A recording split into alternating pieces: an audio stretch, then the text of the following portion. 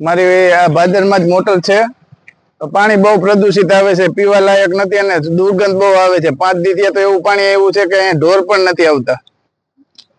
આ કેટલા સમયથી આ પરિસ્થિતિ છે? 3-4 દિવસથી તો વધારે આવ્યું છે। ચોમાસામાં પાણી નથી આવ્યું એટલું અત્યારે આવ્યું છે। તમારી માંગ શું છે? અમારી માંગ છે કે પાણી કઈક ચોખ્ખું આવે એવું કઈક કરે સરકાર। આ ફીણા વળે છે તો એ બાબતે શું કહેશો? ફીણા વળે છે એ તો બંધ થાય તો થાય, ફીણા તો ચાલુ જ રહે છે। જેતપુર તાલુકાનો વતની છું।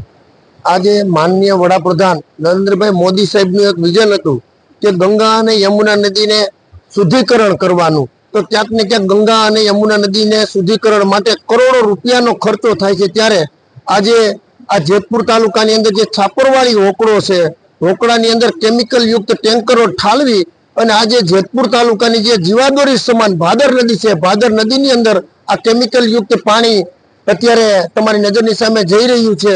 તો ક્યાંક ને ક્યાંક આ ખેડૂતોને અને આમ જનતાને આ કેમિકલ યુક્ત પાણી તળની અંદર જાશે।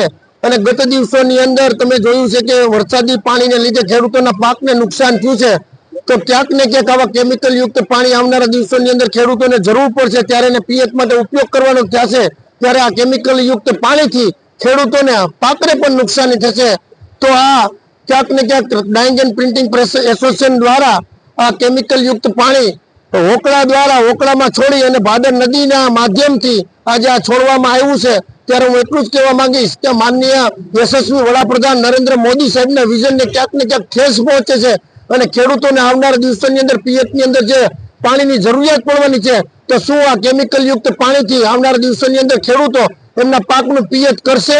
આજે આપ તમે જોઈ રહ્યા છો કે આ ભાદર નદીનો પુલ છે, જે કેરાડી અને પાંચપીપળાની વચ્ચે આવેલો છે। આજે આ નદીની અંદર એટલું બધું પ્રદૂષણ વધી ગયું છે કે જાણે આમ બરફનો જેમ ગોળાઓ આ કાશ્મીરમાં જેમ ઉડતા હોય એવી રીતે અહીંયા અત્યારે આ પ્રદૂષિત પાણીથી એટલા ફીણવાઈ રહેલા છે। આ પ્રદૂષિત પાણી આગળ છાપરવાડી નદીમાં જે હોકળો એક ભળે છે તેની અંદર ટેન્કર ઠલાવવામાં આવે છે, ત્યાંથી આ પાણી આજે અહીંયા સુધી પહોંચી ગયું છે।